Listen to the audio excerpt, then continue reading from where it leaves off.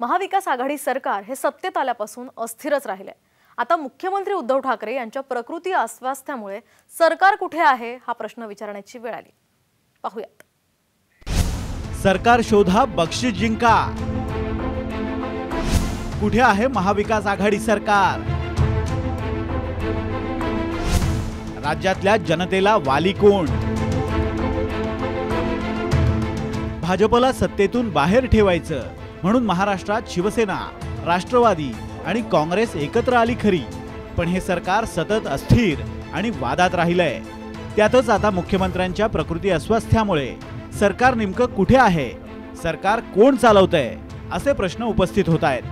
गेल्या काही दिवसात राज्यातले अनेक प्रश्न प्रलंबितच राहिलेत आणि तिन्ही पक्षांचा एकमेकांशी समन्वय नसल्याचं पुन्हा एकदा अधोरेखित झालंय। एसटीचा संप अजूनही सुरूच आहे। राज्य सरकार हा संप हाताळण्यात अयशस्वी झालंय। राज्यातल्या विविध परीक्षा, त्यातली पेपरफुटी या सर्वांचा नोकर भरतीवर परिणाम झाला। त्यामुळे परीक्षार्थी आणि तरुणांमध्ये रोष निर्माण झालाय। मराठा आरक्षणामुळे सरकार अडचणीत असताना स्थानिक स्वराज्य संस्थांच्या निवडणुकीच्या तोंडावर ओबीसींचं राजकीय आरक्षण धोक्यात आलं। ओबीसी आरक्षणाशिवायच या निवडणुका होणार असल्यामुळे राज्यातली परिस्थिती सध्या तणावपूर्ण आहे। शाळा सुरू करण्याबाबतही सातत्यानं घोळ समोर येत आहेत। कॅबिनेटमध्ये चर्चा होऊन 1 डिसेंबर पासून शाळा सुरू होणं अपेक्षित असतानाच मुंबई, ठाणे आणि पुण्यात शाळा सुरू व्हायला 16 डिसेंबर उजाडला। महाराष्ट्रात 2 वर्षापासून हे 3 पक्षाचं फुटक्या पायाचं कर्मदरिद्री महापनौती सरकार आलंय। त्या दिवसापासून महाराष्ट्रातली सगळी विकासाची कामं ठप्प आहेत। यांच्या निष्काळजीपणामुळे अनेक ठिकाणी हॉस्पिटलला आग लागते, लोकांचा तडफडून मृत्यू होतो। कोरोनाच्या काळातला ह्यांचा निष्काळजीपणा, त्याच्यामुळे झालेले हजारो लोकांचे मृत्यू, मराठा आरक्षण असो, ओबीसी आरक्षण असो, केवळ आणि केवळ वसुली वसुली वसुली नावाच्या खेळात तिन्ही पक्ष गरकायत। इतके सगळे प्रश्न असताना सत्ताधाऱ्यांकडून मात्र सगळं काही आलबेल असल्याचं सांगितलं जात आहे की वेळीच ऍक्शन घेऊन जो अभ्यास करतो, जो मेहनत करतो त्याला न्याय देता, त्याला ऍक्शनमध्ये असलेलं सरकार म्हणायचं। मुख्यमंत्र्यांवर टीका तुम्ही सातत्यानं करता, सरकारवर तुम्ही सातत्यानं टीका करता का सरकार पडत नाही म्हणून? आपल्याला कसंही करून हे सरकार पाडायचं आहे आणि ते पडत नाही म्हणून खोटे नाटे आरोप करायचे। मुख्यमंत्री उद्धव ठाकरे 10 नोव्हेंबरला पाठ आणि मणक्याच्या दुखण्यामुळे रुग्णालयात दाखल झाले। 2 डिसेंबरला त्यांना रुग्णालयातून सुट्टीही मिळाली, पण या मधल्या काळात सरकार सुस्त आणि प्रशासन ढिम्म झालं। मुख्य सचिवांना शेवटपर्यंत मुदतवाढ न दिल्यानं शेवटच्या क्षणी नवीन मुख्य सचिवांची नेमणूक करावी लागली। ही सगळी अशी स्थिती असताना काँग्रेसचा नाराजीचा सूर कायम आहे। मुंबई काँग्रेसने राहुल गांधींच्या सभेसाठी सरकार विरोधात उच्च न्यायालयात धाव घेतली, तर काँग्रेसमुळे हे सरकार टिकून आहे असा इशारा काँग्रेसचे मंत्री सतत देतात। मुख्यमंत्री नसल्यामुळे मोजके मंत्री मंत्रालयात हजेरी लावतात आणि अधिकारी सुद्धा जास्त काळ मंत्रालयात थांबत नाही असंच चित्र आहे। मंत्रिमंडळ बैठकीला मंत्रालयात काहीशी लगबग दिसते, पण एरवी मात्र मंत्रालयही सुस्तच असतं।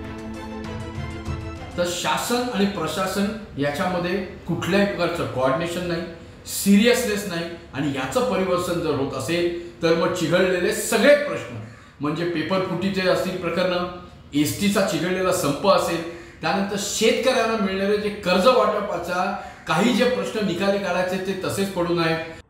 आणि गेले 15-20 दिवस तर राज्याचे मुख्यमंत्री कुठे आहेत हे कोणालाच कळत नाहीये आणि त्यामुळे हे अजब आणि गजब सरकार आहे। आधी सीपी फरार झाले, मग गृहमंत्री फरार झाले आणि आता राज्याचे मुख्यमंत्री गायब आहेत। कोरोना संकट, नैसर्गिक आपत्ती, केंद्रीय तपास यंत्रणांचा ससेमिरा या सगळ्यांना सरकार गेली 2 वर्ष सतत तोंड देत आहे। विरोधक महाविकास आघाडी सरकार अस्थिर करण्याची एकही संधी सोडत नाहीत। असं असताना सरकार कायम अलर्ट मोडवर असणं आवश्यक आहे, पण गेल्या काही दिवसात महाविकास आघाडीतल्या 3ही पक्षात समन्वय नसल्याचं चित्र आहे। राज्यातल्या 12 कोटी जनतेला त्यामुळे वाली कोण आणि त्यांचे प्रश्न कोण सोडवणार असाच प्रश्न आता विचारला जातोय। रश्मी पुराणिक, साम टीव्ही न्यूज, मुंबई। राज्यातलं महाविकास आघाडी सरकार कुठे गायब झालं अशी टीका होत असतानाच मंत्रिमंडळ बैठकीतल्या निर्णयांची आकडेवारी सुद्धा थक्क करणारीच आहे। गेल्या 3 महिन्यात अनेक खात्यांचा एकही निर्णय हा मंत्रिमंडळ बैठकीत झालेला नाही आणि शिवाय अनेक खात्यांचे निर्णय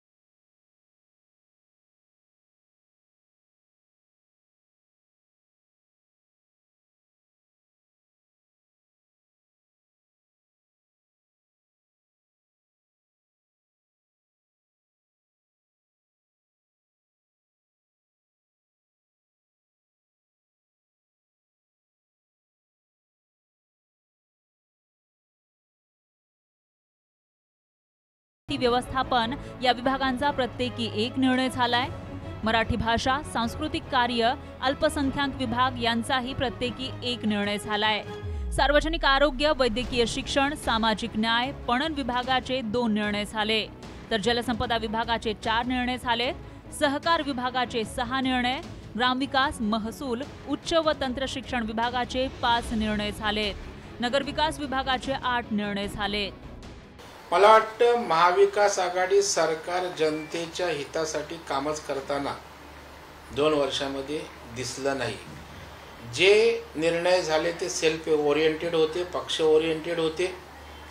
आपण बघाल, निधी खर्च केला तो कंत्राटांवर केला, निधी खर्च केला दलाल लोकांची बिलं द्यायला त्या ठिकाणी केला, त्याचबरोबर वेगवेगळ्या प्रकारच्या निवडणुकीशी संबंधित गोष्टी करण्यासाठी सरकारने लक्ष दिलं। राज्यात महाविकास आघाडी सरकार स्थापन झाल्यापासून सरकार अकार्यक्षम असल्याची टीका होतीये। त्यात सरकारची प्रशासनावर पकड नसल्याचा आरोपही केला जातो। या सर्वात मंत्रिमंडळ बैठकीतल्या या निर्णयांची आकडेवारी पाहिली तर मंत्रिमंडळ बैठकांमध्ये नेमकं होतं तरी काय असा प्रश्न पडल्या वाचून राहत नाही। ब्युरो रिपोर्ट, साम टीव्ही न्यूज। तर या सगळ्या दरम्यान सर्वसामान्यांच्या प्रश्नांवर ढिम्म असलेल्या महाविकास आघाडी सरकारच्या काळात आरक्षणाचाही खेळखंडोबा झालाय। मराठा समाजाचं शासकीय नोकऱ्या आणि शिक्षणामधलं आरक्षण रद्द झालंय, तर इम्पिरिकल डेटाच्या सरकारी घोळात ओबीसींचंही राजकीय आरक्षण लटकलंय। महाविकास आघाडीच्या काळात आरक्षणाचा खेळखंडोबा।